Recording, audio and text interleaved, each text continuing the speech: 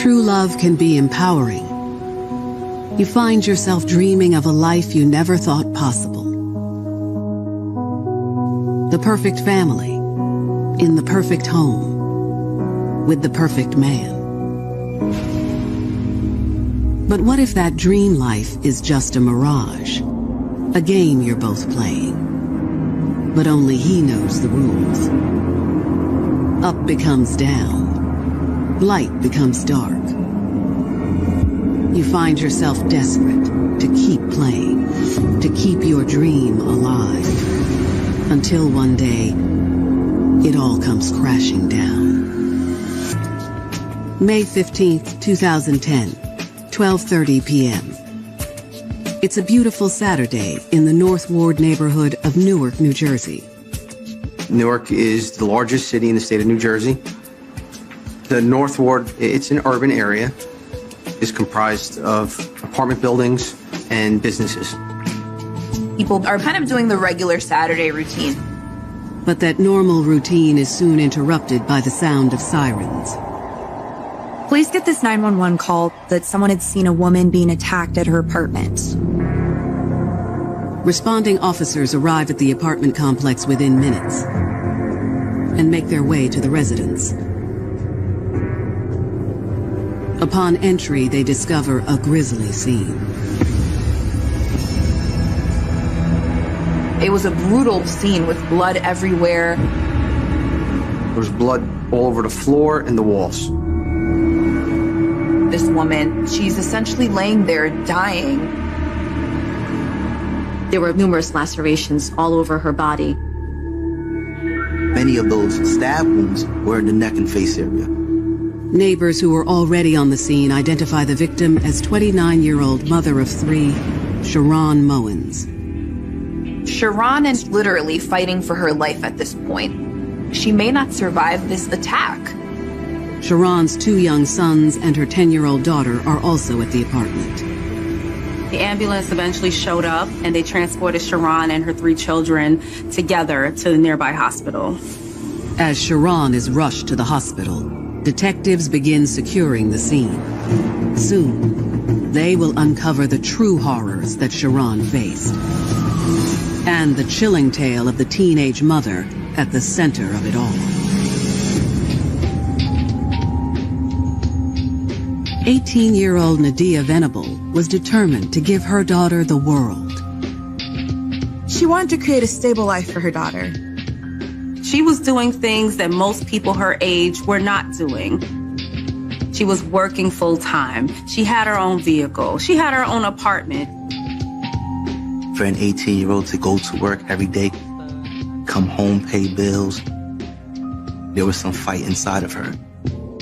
Nadia's relationship with her daughter's father hadn't worked out, but she didn't let that affect home life with her little girl. She was a good mom. The two didn't have much, but they did have each other. Soon, Nadia landed a well-paying job at a popular downtown restaurant. She considered this job to be a stepping stone into something better. She was hoping to work her way up. Thrilled with the opportunities the new job afforded her, there was just one thing missing in Nadia's life. Nadia was looking for a partner that she could do life with, somebody that could help her to possibly raise her child. A few months into her new job, Nadia found her match. In 39-year-old coworker ended a relationship and had children of his own. He had 2 children as well as kind of an adopted stepdaughter. As for Kenny, he was intrigued by Nadia's charm and outgoing personality. He starts to pursue Nadia to take their relationship to another level. He painted this picture that there was going to be more for the 2 of them going forward. Soon, the 2 were inseparable. People are looking for intimacy. They're looking for partnership. Nadia can use the love. She can use the companionship. The relationship was really going somewhere very seriously and fast. For Nadia's 19th birthday, Kenny surprised her with an engagement ring. They moved in together. Even though they had a 20-year age difference, they really were getting along. They were having a good time. This was not a May-December romance. This was something that was going to go long-term. 8 months later, the happy couple received some unexpected news. Nadia finds out that she's pregnant with Kenny's child. Nadia's mine. Kenny's gonna be in her life forever. But following her 20th birthday, Nadia would find out she had competition. And if she wanted her happy ending with Kenny, she would have to fight for it. To the death.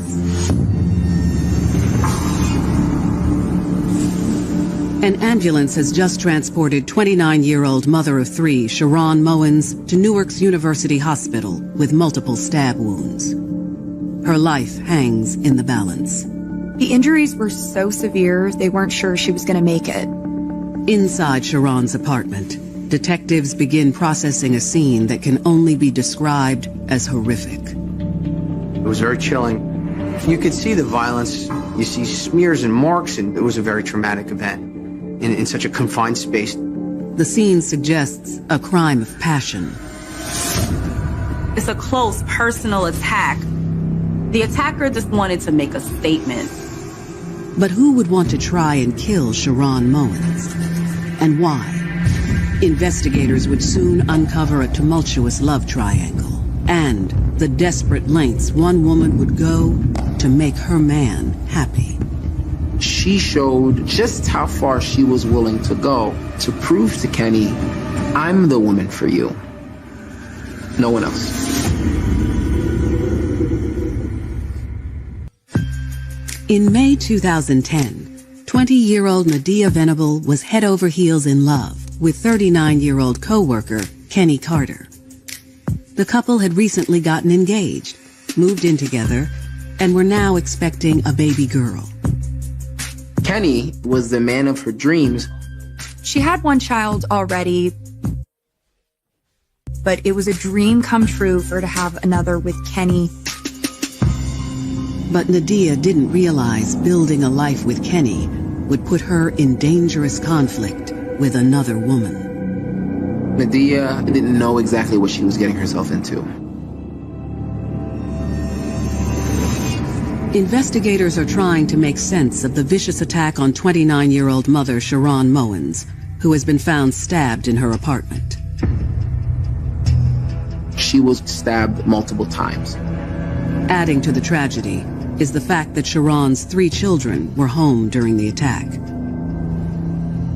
The fact that Sharon's young children were present is horrific just in and of itself.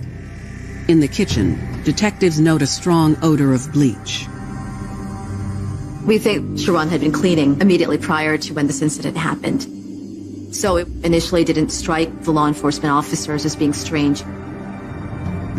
Police also find what they believe to be the weapon used in the attack on Sharon. They found a knife that was on the ground.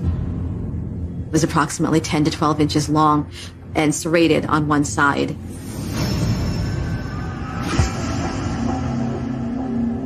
The kitchen did show sign of struggle.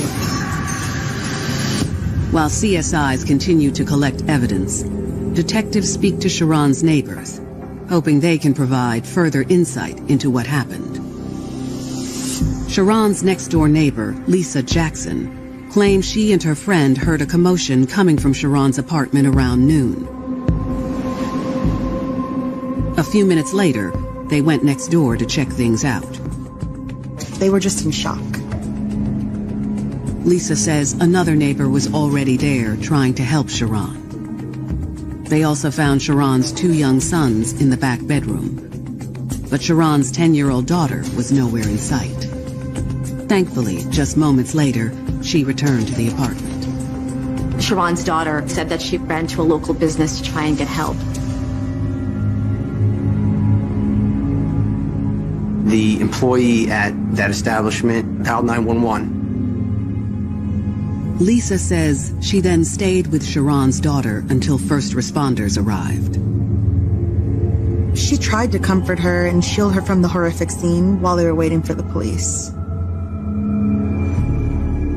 Detectives know they need to speak with Sharon's daughter to see what she witnessed. But before they go to the hospital to interview her, detectives speak with the neighbor who had initially found Sharon. He comes forward with some chilling information. He saw two assailants leaving the apartment covered in blood. One of them gave him a smile, and he said that it's the kind of smile that you just can't unsee. He observed those two getting into a green vehicle and fleeing the scene. Detectives issue a bolo for the green SUV and its occupants, who the witness identified as two African-American females. After that, they head to the hospital to speak with Sharon's daughter.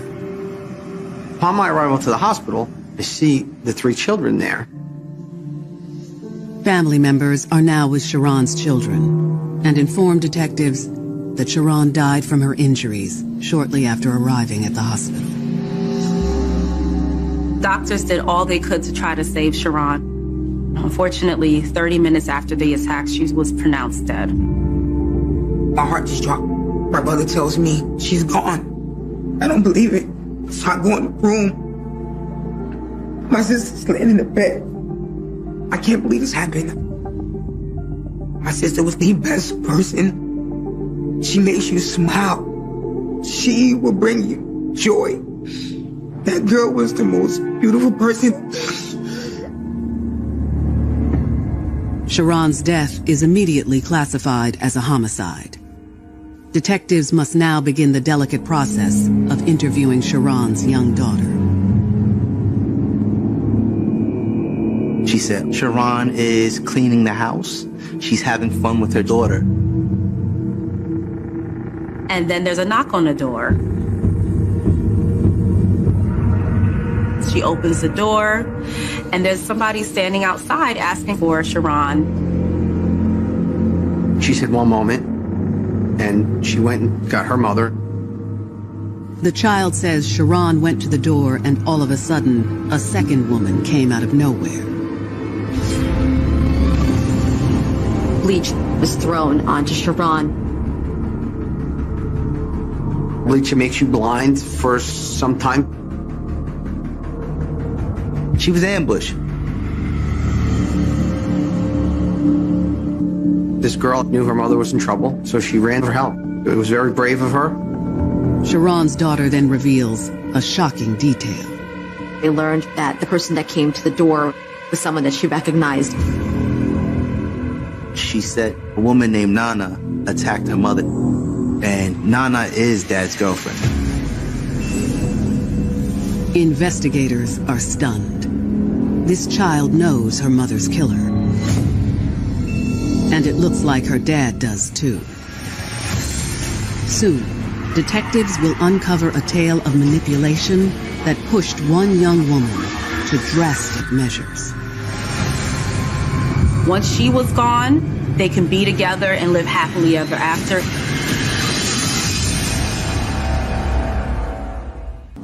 May 2010. Police in Newark, New Jersey are investigating the stabbing death of mother of three, Sharon Mowens. Sharon's 10-year-old daughter may hold the key to solving the case. She witnessed the attack and ran for help. It was very brave of her, and she didn't panic or freeze, which a lot of adults would do. Well, I was proud of my niece, and I'm like, she's a very strong girl. Sharon's daughter tells detectives that her daddy's new girlfriend is the one who attacked her mother. At that moment, the man she calls her father arrives. 39-year-old Kenny Carter.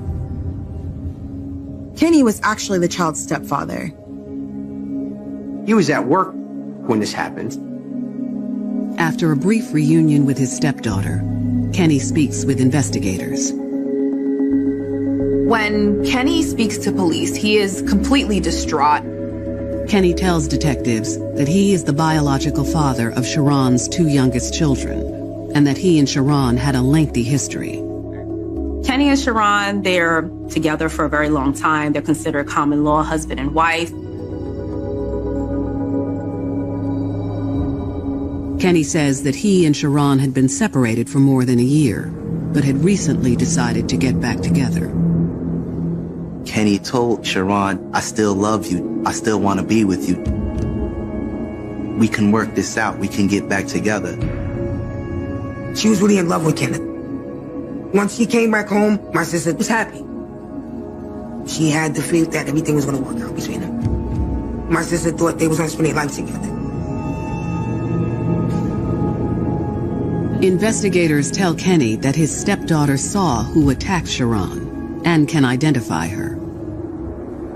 Police asked, who's Nana? Kenny explains that Nana is a recent girlfriend named Nadia Venable. He told us that he believed that his girlfriend was behind it. Kenny explains that his relationship with Nadia started up when he and Sharon were separated. Nadia was a perfect out for Kenny, for him to feel like he can run into her arms, and the relationship between the two of them flourished during the time where he was upset with Sharon.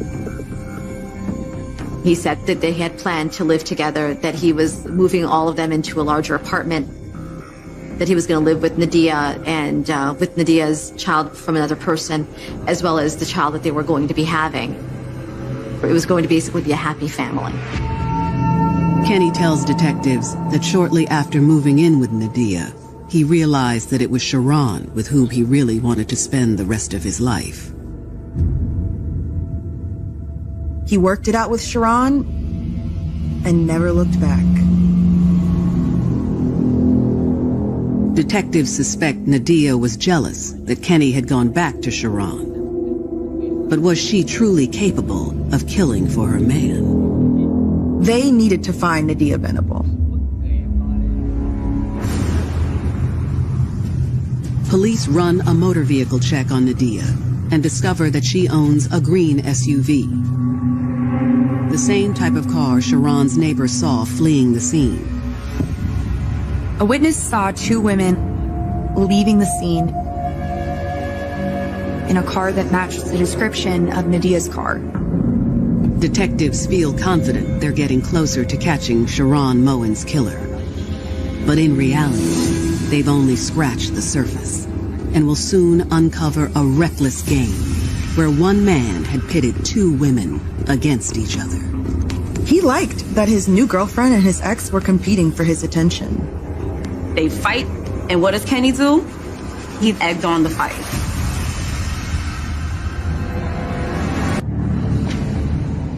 Detectives investigating the murder of Sharon Moens have uncovered a deadly love triangle. And now the search is on for suspected killer, 20-year-old Nadia Venable.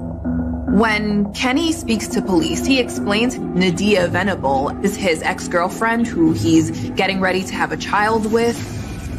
But he had gone back to Sharon and to be with his family prior to Sharon being found dead.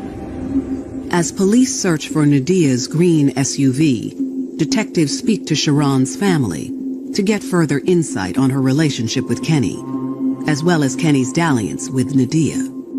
He introduced Nadia to Sharon and his children. This wasn't something that was kind of this dirty little secret. It was something that was out there. Sharon's family insists that during Kenny's separation with Sharon, he was constantly instigating drama between her and his new girlfriend. Kenneth used to say inappropriate stuff to get my sister jealous and mad. That's the type of man that he was. The family also says that Kenny often flaunted his relationship with Nadia whenever they came to pick up the kids. And Nadia was more than happy to play along. I think Nadia looked at Sharon and said, you know, I'm younger, I'm here now, he's mine. She showed off the ring, saying that they was engaged. Anger, resentment, rage, all these things probably were going on inside Sharon, all at the time while she had to be a loving mother to her 3 children. Sharon's family tells detectives it didn't take long for the situation to come to a head. There were physical altercations that happened between Sharon and Nadia that started off verbal and ended up with a struggle. The family says that one especially heated altercation took place in May of 2009. I was calling Kenny, he's not picking up. She then starts calling Nadia's phone. She's not picking up. That's when Sharon saw her ex and his new girlfriend parked just a few blocks down the street. Sharon approaches Nadia. They start screaming at each other. Kenny could have separated those two women when they were fighting. From the looks of it, Kenny possibly provoked it. He's the ringmaster. He's egging on the fight. He's not pulling them away. He's not calling the police. He's just enjoying watching these two women fight over him. Each one of these women were almost trying to see who at the end Kenny would choose. Kenny was clearly playing both of these women. Still, Nadia is the one who will have to answer for the alleged crime. Police ramp up their search for her. They spot Nadia's vehicle in the nearby town of East Orange, Jersey, which is not too far from Newark. Fearful that Nadia will flee the state if she discovers they're looking for her, detectives hatch a plan to lure her into custody before she even knows what's happening. They decide that they would tow the car. So the next day, Nadia takes the bait, and she calls the East Orange Police Department to report her car stolen. She gave the make and model, and they told her that she had to come down to the precinct to collect paperwork in order for her to pick it up from the impound lot. I called the East Orange Police Department personnel. They said, if and when she comes in, you need to call my cell phone directly, and I'll be there. Don't scare her off. That same morning, Nadia walks into the East Orange precinct to claim her vehicle. The desk officer follows the plan to a T. I arrived at the East Orange Police Department. She was sitting in the lobby. I just told her, Nadia, stand up, turn around, put your hands behind your back. We told Nadia she was under arrest for murder. Took her into custody.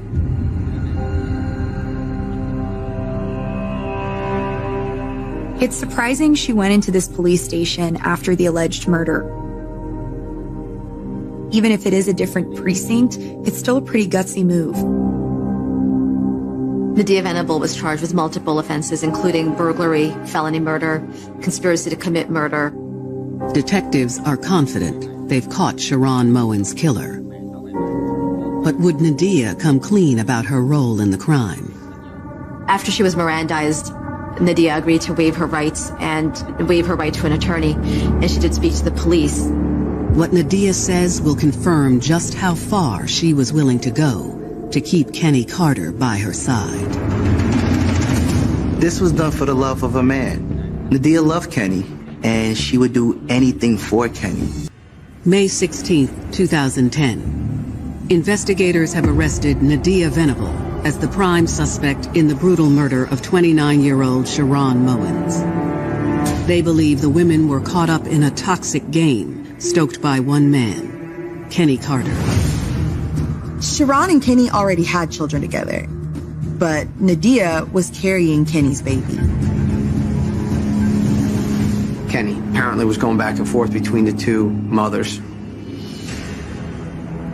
Detectives question Nadia, and to their surprise, she immediately opens up about what happened. She was going to talk to us, so we were there to listen.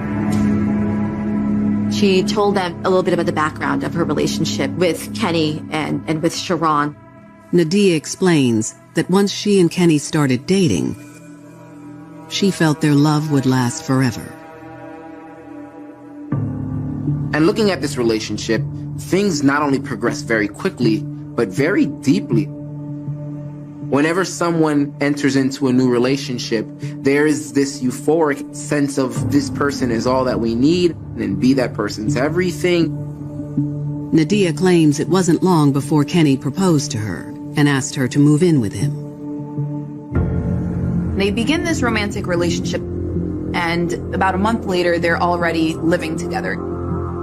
They're doing everything together. It's a functioning household. It's clear that Kenny is moving on from his days with Sharon, and he's moving on with Nadia. Nadia says that when she became pregnant, Kenny was beyond excited. I think in Nadia's mind, it solidified her victory over Sharon. Now I have Kenny's child. I will only assume she's very prideful of all she's accomplished in a very short time. I think it's a game changer. Kenny had promised Nadia that they were going to get a bigger house together. They were going to move all his children in together. They were going to be this big, happy family. Nadia says that things were going well, but then, 6 months into the pregnancy, something about Kenny changed. Kenny starts acting really funny. He's disappearing. He's gone for days on end. He's not answering the phone. When she's questioning, where are you? Very vague answers, enough to make any woman essentially get upset about what's happening to her. He began his tricks, like he did with Sharon, leaving, using her, not making those promises that he was supposed to keep. Nadia says that Kenny's dismissive attitude toward her made her suspect he'd rekindled his romance with Sharon, which led the two women to confront each other once again. There'd be these arguments, calling names, disrespecting of one another. Sharon and Nadia kind of had this rivalry. Nadia says shortly after one of these blow-ups, Kenny packed his bags and moved in with Sharon. Nadia was crushed. She must have felt the sense of abandonment. This is the father of my child. Where is he? Why isn't he here? There's this level of desperation for answers. There's this level of wanting to understand and know what is going on. This should have really been a really happy time for Nadia and Kenny. They should have been celebrating their baby, but instead she's entirely alone. She now has to carry the burden of the entire home, which is a heavy burden to bear. Things begin to really deteriorate very, very quickly. According to Nadia, she was desperate to have the happy family Kenny had promised her. And she wasn't about to let Sharon take her place in that fantasy. She straight up said I was going to go there to F her up. She didn't say that she was going there to murder her. She said she was going there to F her up.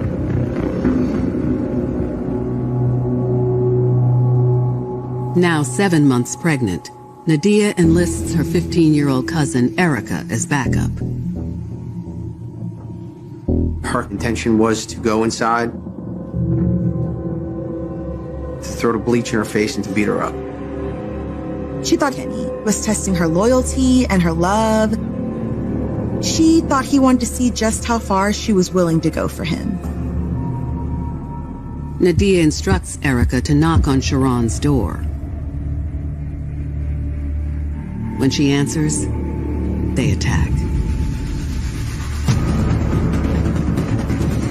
But Nadia tells police that's when things took an unexpected turn.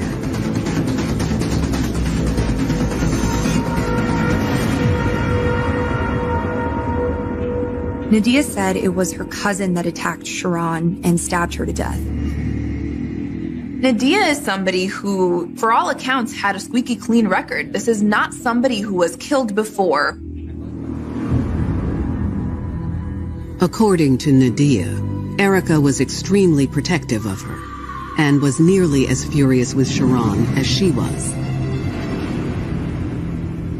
The detectives are very suspicious of Nadia's story. They're wondering why a 15-year-old girl is going to kill a virtual stranger, and in such a horrific way. Investigators need to find Nadia's cousin and get her side of the story. We ended up issuing arrest warrants for her. Police tracked down Nadia's 15-year-old cousin and bring her in for questioning. Erica confirms much of Nadia's story. She indicated that she was basically just there to back up Nadia should things get out of hand. Nadia had this plan that she was going to use her younger cousin as a decoy to knock on the door.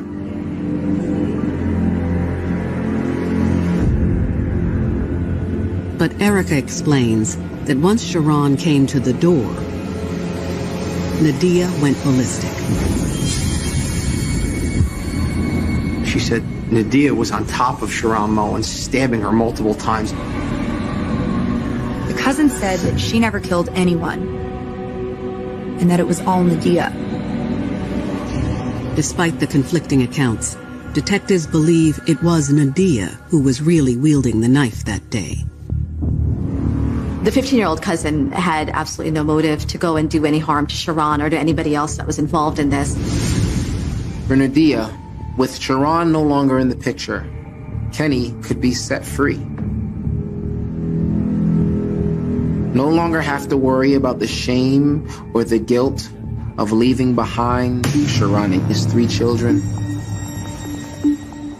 Witnesses saw her leaving that apartment covered in blood. And she had this disturbing grin on her face. It's like she had won.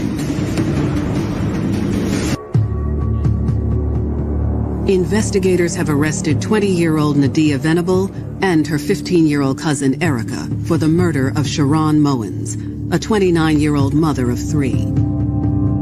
They believe Nadia's devotion to her man, Kenny Carter, may have driven her to kill.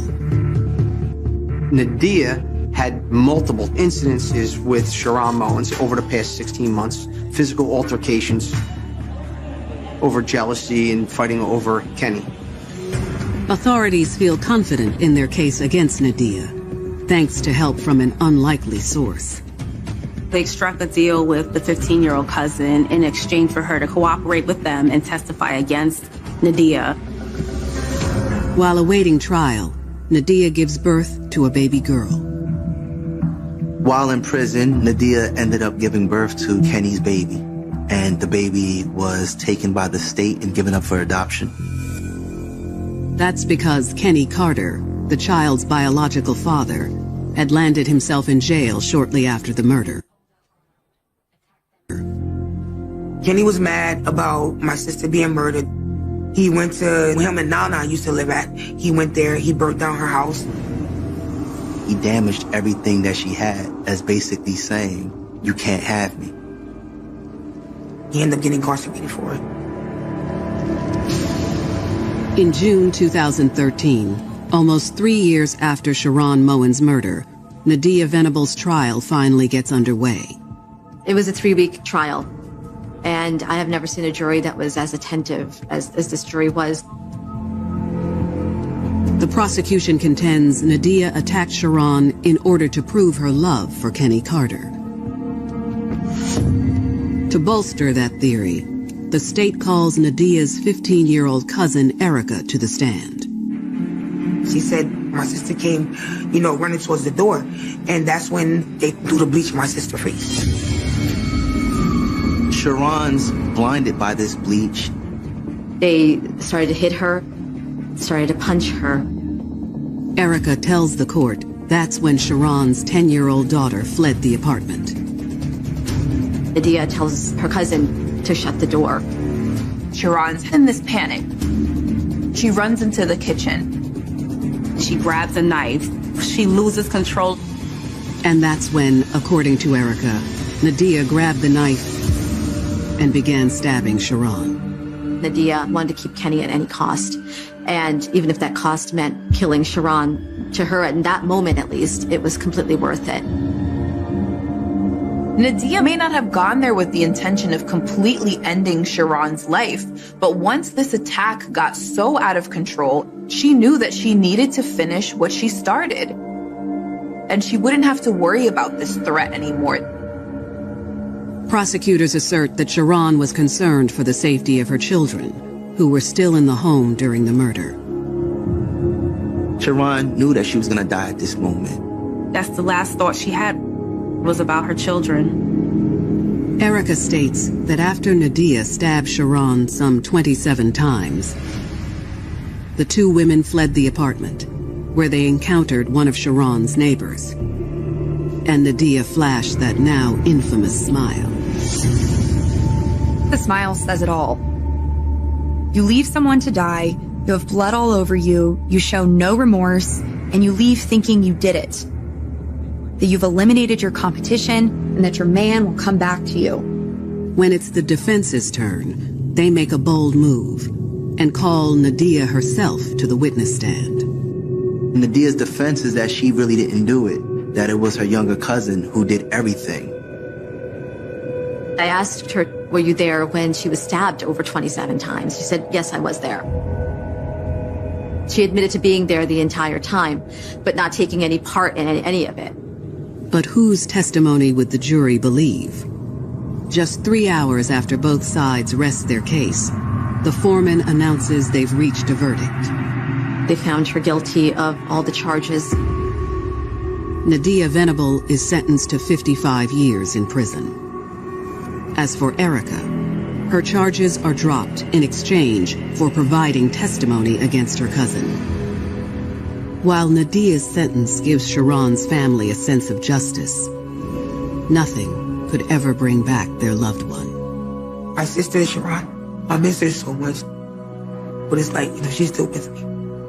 It's a beautiful thing, but a sad thing at the same time. Since my sister passed, I made a promise that I was going to keep her kids together, and that's what I have done. I adopted her 2 boys. I'm doing the best that I can as an aunt. I feel like sometimes, like if she was here, a lot of things would be so much better. So much better. It seems lives were destroyed by a jealous rivalry, fueled by one man's desire to have his cake and eat it too. Kenny couldn't make up his mind on which woman he wanted to be with. So Nadia decided to take matters into her own hands and help him make that decision. And unfortunately, she took it too far. The moment the knife went into her hand, she lost it. Then on July 1st, 2014, the case takes another dark turn. Less than a year into her sentence, Nadia Venable dies in prison. The cause of death was a seizure. It's a tragic ending for a young woman once so filled with promise, who was willing to throw it all away simply for a man. This was done for Kenny. She risked it all for the love that she had for him. She thought challenging Sharon would impress him, turn him on, show him how loyal she was. When you think about a woman killing for her man, you have to think about jealousy, rejection, these feelings of essentially feeling out of control. This was Nadia's way to gain control back in her relationship with Kenny. She thought if Sharon was no longer in the picture, then maybe Kenny would be hers. They could have a real future together, a happy family, and have a happy ending. Love can be a dangerous game. When someone is dishonest, when they toy with your emotions, desperation can sink in. And you'll do anything to anyone to keep it together. And they were inseparable. And when a woman finds love in a partner, it's an even deeper soul tie that knows no bounds. Nice looking guy, tall, brown skinned, muscular, very well dressed, smelled so good. I thought that he was a real respectful young man. He had a strong faith in God. Sometimes what appears to be true love is nothing but pure evil. He has started controlling and dominating her life. She had cuts along her face. The road rash on her was terrible. Her clothes were tattered and torn. But relentless devotion to a lover can sever the tight bonds of friendship. Women are put into positions to where they end up doing something that they don't necessarily want to do because of the actions of their partners. She just kept saying, they're going to kill me, they're going to kill me. October 17th, 2015, Dearborn, Michigan. Dearborn is approximately 26 square miles. It sits on the west side of Detroit. Detroit borders it on three sides of our city. It is a good mix of every different nationality background with a lot of culture in it. Just before midnight, a man driving along Interstate 94 spots a terrifying sight. A woman, obviously badly hurt, running across the highway and waving her arms for help. She was saying, hey, I'm been kidnapped. I need help immediately. They're going to come back and kill me. She just kept saying, they're going to kill me. They're going to kill me. The woman jumps into the man's car and begs for help. Thankfully, there's a gas station still open at the bottom of the off-ramp. Detroit police officers just happened to be at the gas station when this car pulled up, and the gentleman got out and said, I have this girl. She just jumped in my car. She said she was kidnapped. Police started looking at him, believing he might have been involved somehow, because her injuries were so extensive that they just couldn't believe this story that they were hearing. Officers turn to the injured woman and try to get more information about what's happened. The injured woman identified herself as 21-year-old Latoya Britton. Latoya was born in the Detroit area and was raised by her mother. As a teenager, she never had trouble making friends. I met Latoya in 8th grade, and since then, me and Latoya have been thick as thieves, best friends. Latoya and Patricia, they spent a lot of time together, you know, going to dinner, talking to boys, dressing alike, all the things the teenage girls did, they did together, and they were inseparable. Latoya came from a one-parent home. It was just her mother raising her. So she did happen to spend quite a bit of time at our home. We was mad like sisters. She called my mama and daddy, mama and daddy. She was the first person I told I was pregnant. She was the only one I knew. He was like 15. With the baby's father out of the picture, Patricia leaned on Latoya for support. Most girls would say, you know what, we're not on the same level anymore. But she just maintained that friendship, that bond with Patricia. Patricia also relied on her close and loving family. We had a beautiful bungalow house, me and my mom, my dad. That was nice. I just went to school, took my baby to daycare, and I had support of my mom and dad. A lot of times when we think about young mothers who haven't finished high school, they feel like, oh, my life is over. I have to raise a child. There's nothing left for me. But Patricia wasn't that way. She still wanted to finish high school. I'm getting older. I didn't want to live with my parents anymore. I wanted to provide. I wanted to work. I decided I love to cook. By then, I was working at the hospital as a cook. Living on her own, Patricia still stayed tight with her folks, and together they found a new church. I was active in church, she was active in church, and we just was there, a permanent fixture. For Patricia, church soon became about more than just a rousing sermon. There was also a handsome man who caught her eye. Nice looking guy, tall, brown skinned, muscular. Very well dressed. Smelled so good. Patricia sees Terrell Smith in church and thought that she may have found a good one this time. He's into church and he's interacting with her young son. I thought that he was a real respectful young man. He had a strong faith in God. He was always there. Just a nice young man. While Patricia and Latoya were carving their own paths, they managed to stay in touch. For them to still be friends after all of that time says a lot about their relationship and the love they have for each other. But now, police want to know how Latoya wound up riddled with injuries in the back of a man's vehicle. That driver I had interviewed, he was immediately looked at as a suspect by Detroit Police Department until he was able to be cleared when Latoya confirmed his story. Officers aren't able to get much information from Latoya before she's rushed to the hospital. but they alert dispatch that she's on her way. I got a call in the middle of the night that a young lady had been kidnapped and that my team and I needed to respond and find out what happened to her. At the time, the information that I was provided is that a male and a female subject had kidnapped another female subject, had placed her in the trunk of the car, and were driving her eastbound on I-94 from the city of Dearborn into the city of Detroit. And at some point during this incident, the female that was in the trunk of the car popped the trunk using the emergency hatch and was able to jump out of the car onto I-94. Detectives arrive at the hospital hoping LaToya can provide more information about her kidnappers. She was completely distraught when we first saw her. She was all bandaged up along her arms and her legs. She had cuts along her face. She had just jumped from a car doing approximately 70 miles an hour down the expressway, timing it not to get hit by other cars. So the road rash on her was terrible. LaToya can barely speak, but what she does say shocks Detective Wilson. LaToya immediately said, "This was my best friend who did this to me, Patricia Jernigan, and her boyfriend Terrell." October 18th, 2015.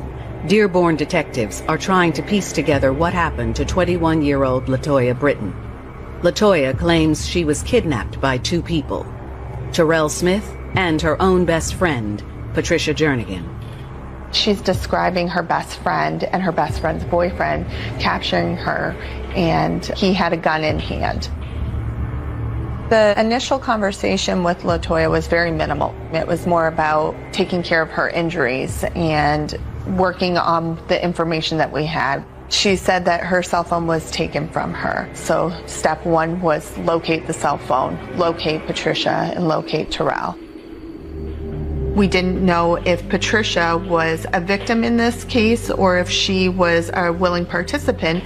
So the goal was to make sure she was safe, because the initial information that we had from LaToya was Terrell was the one with a gun.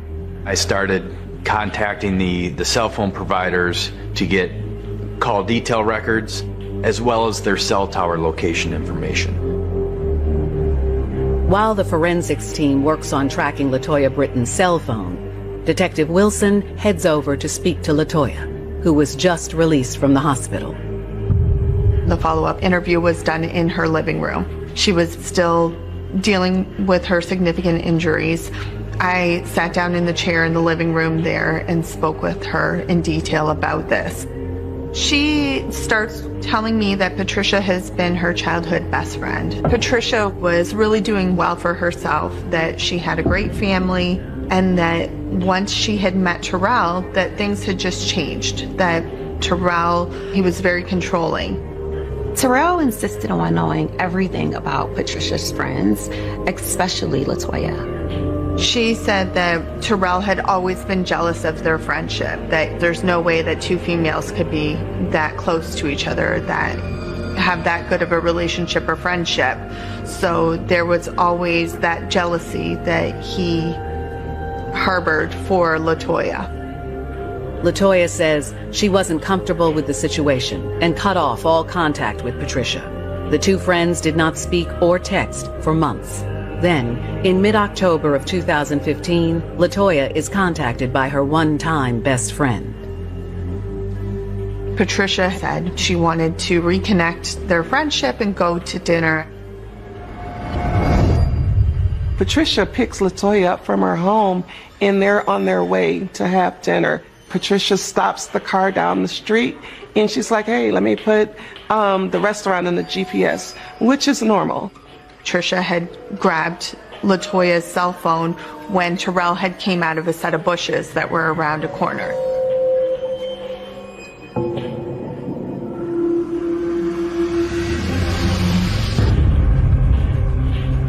LaToya runs down the street. Terrell catches her and hits her in the head with the gun.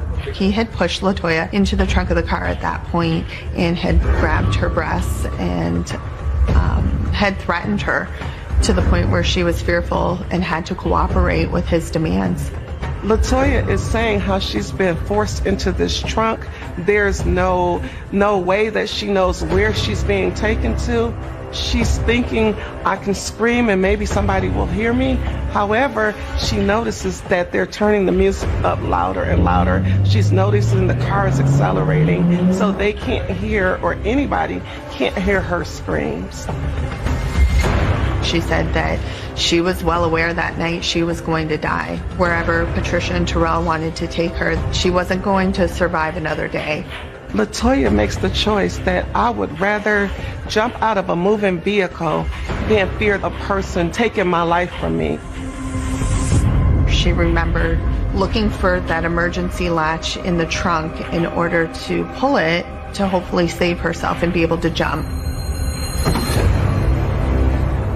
And when she made that jump and she figured that the timing was safe enough, it's now or never, she was wearing a crossbody purse. The strap had actually caught onto the trunk. So she was dangling for a moment in time, and finally the strap broke. And that's when she was released and tumbled to the ground.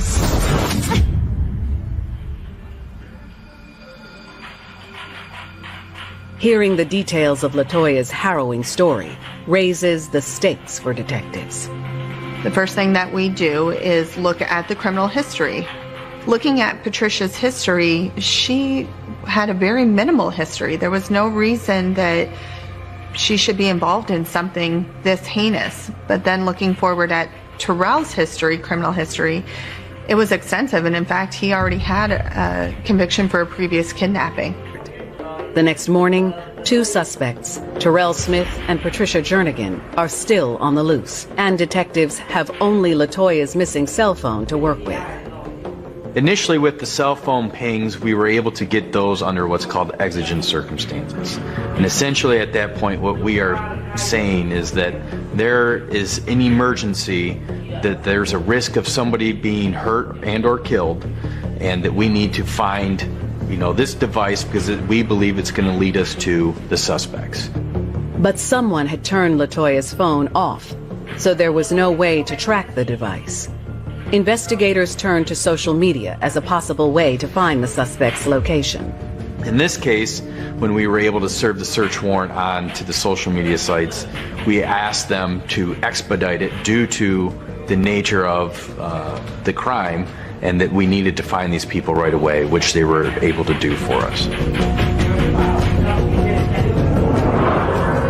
In the early morning hours of October 19th, the local internet service provider contacts detectives with an IP address that is pinging from inside of a residence located on Detroit's east side.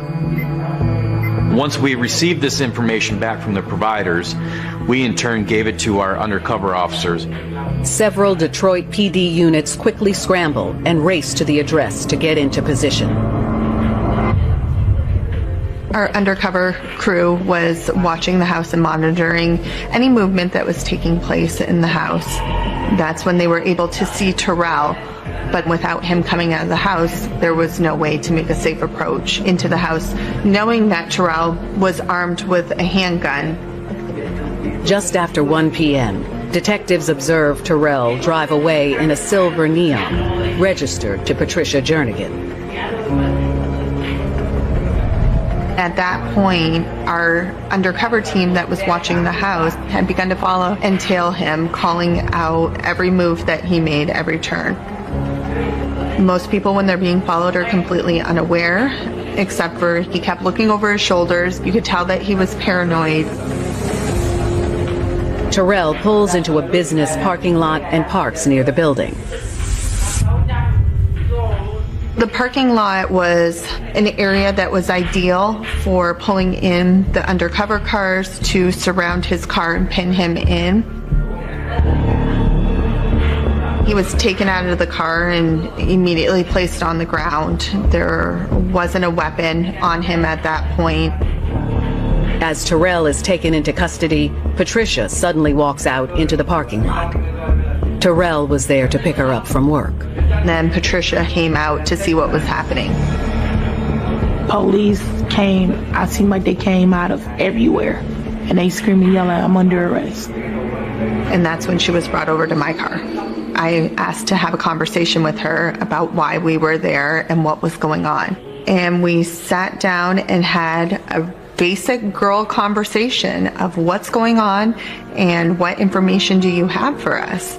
Yeah, she's like, you're free to leave, you're not under arrest. It's the only thing I remember. And I remember I kept asking, I gotta get my son. And she's like, we gonna let you get your son? Patricia's demeanor, I mean, she was nervous. You could hear her voice shaking. You could see the nerves on her. She knew that she needed to give me some sort of story. First thing is, like, don't tell her the truth, lie. You know, lie, maybe she'll let you go. Because I didn't know, never been in trouble, so it's like, I didn't know. She said that LaToya had agreed to go to dinner with her and that she was picking her up. There was an argument over some money that LaToya had asked for a cell phone bill. There was some pushing and shoving that occurred, and Patricia had pushed LaToya out of the car, but she denied Terrell's involvement at all during that interaction. Detectives ask Patricia if she'll come with them to the station for further questioning. She was quiet the entire ride back to the police department that she agreed to go to. She just sat there quietly and she kept asking about her son. Her son was her biggest priority. She wanted to get home to her son. She appeared to be remorseful, but she appeared to be very scared and nervous. On the way to the police station, detectives make Patricia an offer. I told her that I'd be willing to give her a polygraph in order to clear her from this, in order to see if her story was going to pan out. A truthful person is going to immediately jump all over a polygraph exam. In Patricia's case, she was forthcoming and said, no, I'm not going to pass this polygraph. 2 days after the kidnapping of LaToya Britton, suspects Terrell Smith and Patricia Jernigan are both in custody of the Dearborn police. But only Terrell has been placed under arrest. At that point, she hadn't done anything to place herself in a position where she would be under arrest, but she knew that we needed to talk further. So she agreed to come back to the Dearborn police station where we drove her. At the Dearborn headquarters, Detective Wilson sits down alone with Patricia. It's just Patricia and I having this conversation, and at this time she begins to open up more. She knew that there were some issues that were going on. So she basically recounts the whole incident as LaToya tells me. I remember that night. I never forget this night. I had to get drunk because I was so out of it. I did not want to do it, but I was stuck between this rock and this hard place. I remember driving over there, and I remember texting her, like, I'm outside. She says that they were going to go to dinner, that Terrell had went to Dollar General to purchase a toy gun because the intention was to get that money that LaToya was borrowing back. She described that this was the plan to kidnap her, that she was in on the gun being involved, that she had dropped Terrell off initially in those bushes in order for him to rob her, to point this toy gun in her face.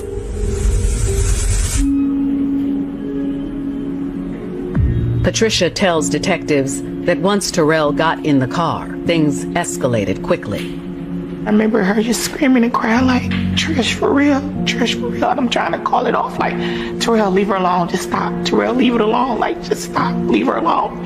Like, I didn't seem like everything raveling so fast. And I just remember her screaming. And I'm like, Terrell, let her go, just let her go. Just please let her go. Patricia says it's then that Terrell forces LaToya into the trunk of the car and tells Patricia to keep driving. And I just look, I see in the rearview mirror the trunk come up. And I heard a boom, boom, boom. And we get off on that first exit, maybe the second. And I see her running I see her run. I'm like, Terrell, just let her go, let her go, let her go. He get back up on the exit, trying to get her. By then, she gone. It was very clear that Patricia was involved and not a victim at this point. As soon as she had said something that was self-incriminating, she was no longer free to leave. That's the only thing I do remember. You know, Patricia, you're under arrest. And I just remember, like, can I call Mom to get my son? She said, yeah, I called. And I called her for phone. I'm like, well, I guess they went to my mom's house looking for me. She said, sweetie, what's going on? Where's Latoya? It's police is here. Nah, my mom hysterical crying. So I said, Mom, I'm gonna let the detective tell you. And she told me, she said, your daughter is involved in a kidnapping. You know, it's serious charges. Patricia's got some serious things against her. At the conclusion of our interview, she was handcuffed. She was walked downstairs to our booking area, and she was placed in a holding cell until she was formally charged.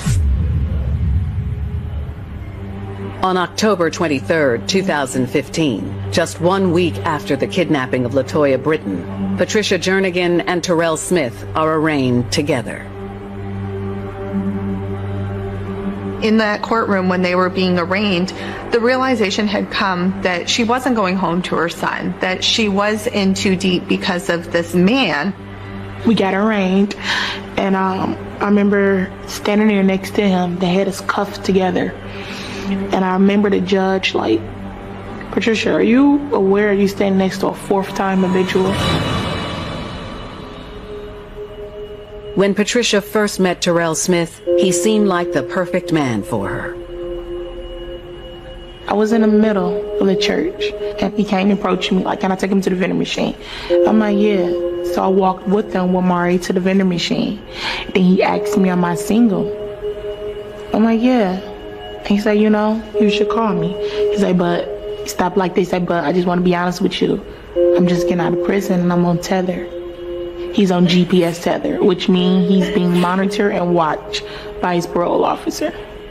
She believed that if God can forgive people, who are we not to forgive? You know, but I had, you know, my doubts. You know, this is my daughter, my baby.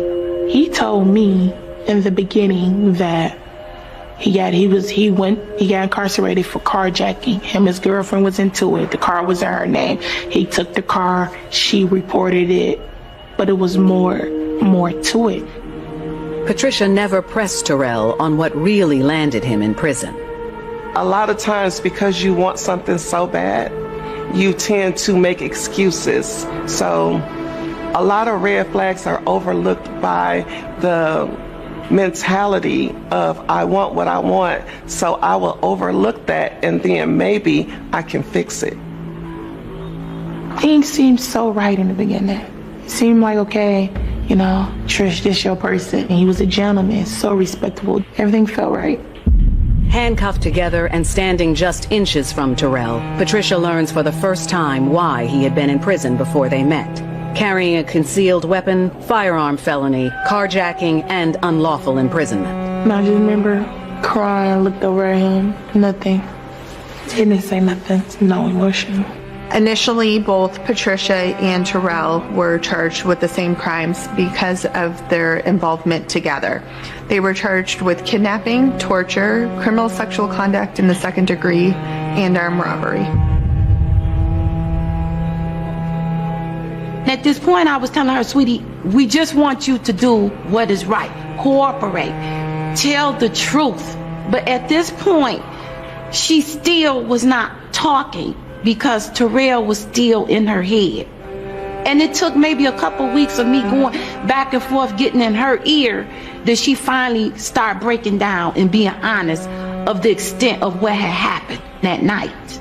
Finally, Patricia requests to meet with Detective Wilson one more time. This is when she opened up more. She talked about the plan, that Latoya was going to be that conquest for Terrell, that she wanted to make her boyfriend happy. And she said the whole story about giving her money for the cell phone bill, that was all fabricated. That was just something to save herself during the initial interview with me. She talked about the abuse that she had endured through the years while dating Terrell. So she had seen his real gun before and was in fear of him. Her biggest fear was that if she didn't help him and participate and orchestrate this, that she would be killed alongside LaToya at the conclusion of this.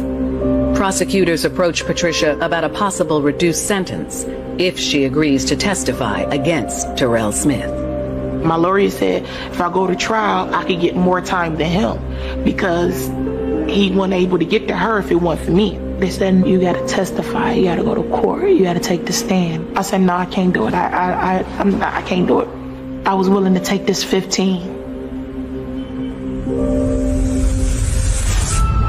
Britton. Prosecutors have offered a reduced sentence if Patricia agrees to testify against Terrell Smith. But so far, she's been too terrified to take the stand against her ex-boyfriend. I remember crying, talking to my mama, and I remember my mama saying, you know what, sweetie, if you're not trying to testify against him, don't worry about seeing your son. Me and your daddy would get custody of him. It's like, we done. And from that moment, that's when I got the courage to testify.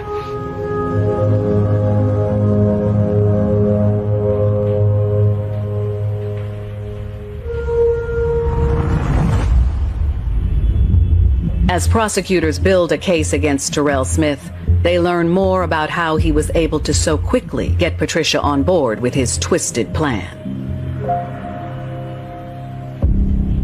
He wanted to try to prove himself to be that good young man who could be a father figure to Patricia's son.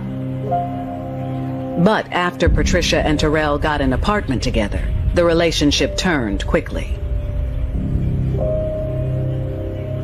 I noticed that he always wanted to see my phone, see who I'm texting, who am I talking to.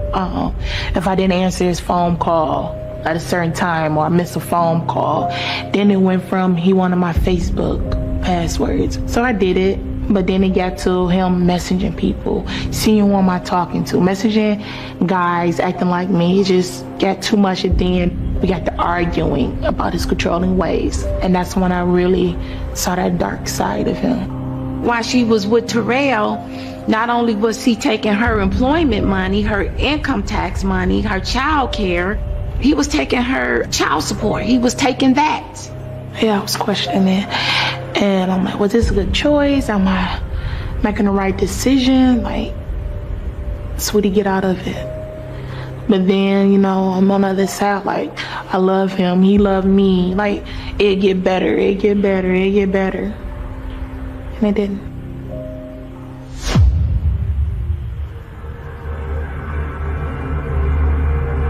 It started off as loving. Started as loving, beautiful. Sex was normal. But as it progressed, it started being like it's forced. Terrell wanted to do threesomes. I wasn't experienced with that, you know? I didn't know. I wasn't into that. But I wanted to please him, wanted to satisfy him. When the level of intimacy is introduced into any relationship, it then changes the dynamics for the person. A lot of times it's an uncomfortable feeling, but you negate that feeling because you're like, well, he loves me. It went far as Terrell would meet women off different dating apps and bring them home. Then it went to him trying to get my friends, trying to talk to my friends. He been wanted LaToya. He had this sick obsession with her. He came up with this plan that he wanted LaToya. Terrell wants to have not only control over Patricia's life, but he also wants to break LaToya. Yeah, me and Toya stopped being friends because of Terrell. So he got to texting LaToya, acting like me. It was his phone number, but Toya didn't even know my phone number. It was him, acting like me and him broke up. I don't know, it's like he had a hold on me, like some ungodly hold on me. Even behind the thick walls of jail, Terrell tries to control Patricia. What he was doing in the interim between the arraignment and the trial, He somehow found a way to get messages to Patricia in jail to get her not to talk or to flip on him. Still won't let me be free. You took so much from me. You still won't let me go.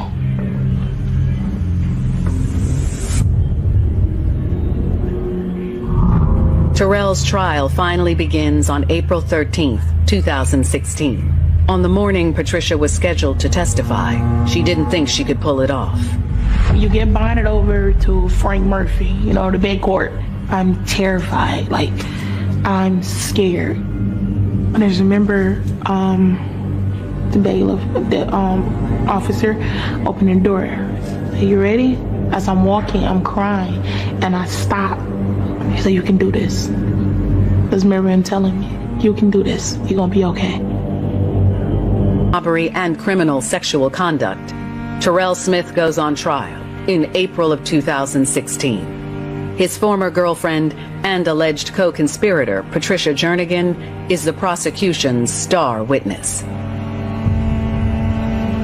And they asked me this hard question was, what was he gonna do to her? And I told her, he was gonna rape her. He wanted me to watch. Toya, she screams, "Trish," and that's when I just got to crying. The entire truth behind it was that the plan was to kidnap, rape, and then kill LaToya. LaToya didn't know about it. Normally, if I know about it, I would give the victim a heads up. I didn't know until Patricia was up on that stand talking about it. So when it came out, LaToya's reaction was so raw, which made it even more raw for Patricia. The jury ended up finding Terrell guilty on all counts. He was subsequently sentenced to 42 to 65 years at the Michigan Department of Corrections that he's serving out in northern Michigan at this time. In return for her testimony, Patricia is given a reduced sentence. And the sentencing, the judge told Patricia what the verdict was. It had been passed down. And, her time would be 5 to 15 years. And we looking at her with tears. At this point, I've never seen my husband cry. He's looking at her with tears. I'm looking at her with tears. We're constrained. There's nothing we can do to help her. I have this saying where I'm built to last. That's who I say I am. My first 2 years was hard. I lost my daddy. My daddy died. And the hardest thing is burying somebody in prison. That's the hardest thing ever. And I never got to apologize to my daddy. I never got to deeply apologize to him. And I always had this thing in my mind that I put so much grief and burden on my daddy that helped kill him. You think like that. With good behavior and credit for time served, Patricia is eligible for parole after 4.5 years in prison. I remember going to the parole agent, and I just remember you want to get out of here? Just be honest. And he asked me why are you here? And I told him. I said I was so in love with this man. This man had such a hold on me that I didn't care about nothing or no one. I was willing to do any and everything for this man. And I remember his answer was that's it. He said, "You got a question for me?" I'm like, "Do I got my parole?" He's like, "Yeah." And I'm like, "Oh, yes, after 5 years, I'm going home." For Patricia, full recovery will take some time. Why am I choosing to do it now? To help with my journey. I'm tired of keeping this a secret. Because how am I ever gonna heal for something if I'm keeping this a secret? Because he had messed me up in so many areas. that I'm trying to still recover and rebuild myself as a woman.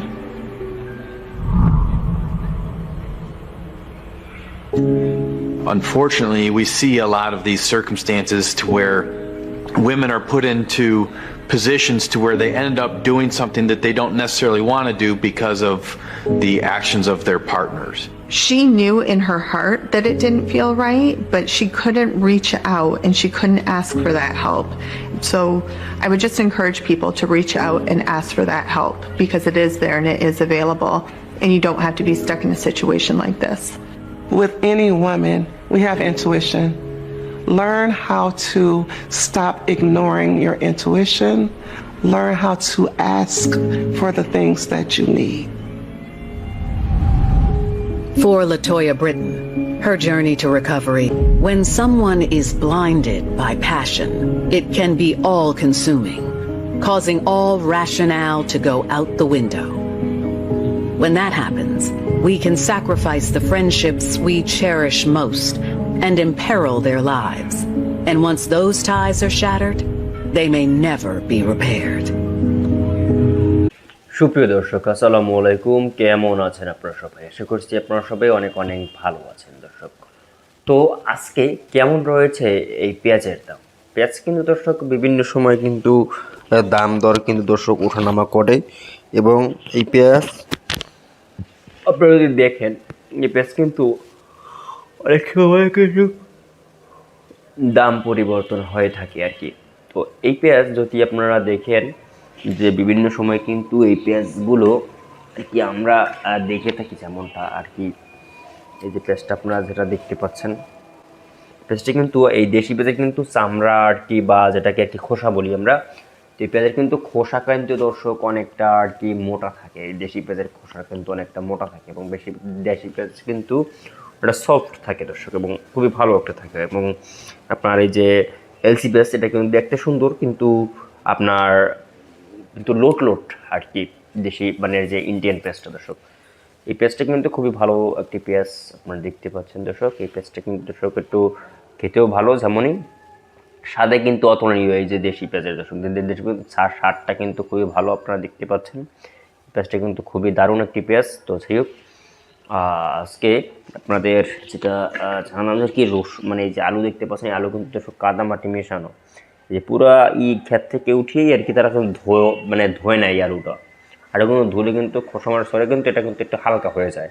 যতটুকু মাটি রয়েছে কিন্তু সব আপনারা দেখে নিই যে এটা কিন্তু আর কি ধুলোবালি ছড়ালে অনেকটা আর কি আপনার ধুল থাকে। দেখতে পাচ্ছেন আমার হাতে কিন্তু একটা ধুল লেগেছে, এই যে দেখতে পাচ্ছেন, এই যে দেখতে পাচ্ছেন দর্শক, এই যে ধুলো কাকে বলে ধুলো আপনাদের দেখলেন দর্শক। এই যে আমি যদি একটু ইয়াতে লাগাই আপনারা দেখেন, এই যে দেখেন দর্শক, ধুলে আর কি আপনার হাতটা দেখতে পাচ্ছেন আমার, এই যে দেখতে পাচ্ছেন দর্শক, তো কিন্তু ধুলটা থাকে বেশি। এই যে দেখেন, আপনাদের হয়তো মানে বুঝাচ্ছে না আর কি দর্শক, আমি সেমনটা করে আগে দেখাচ্ছি না।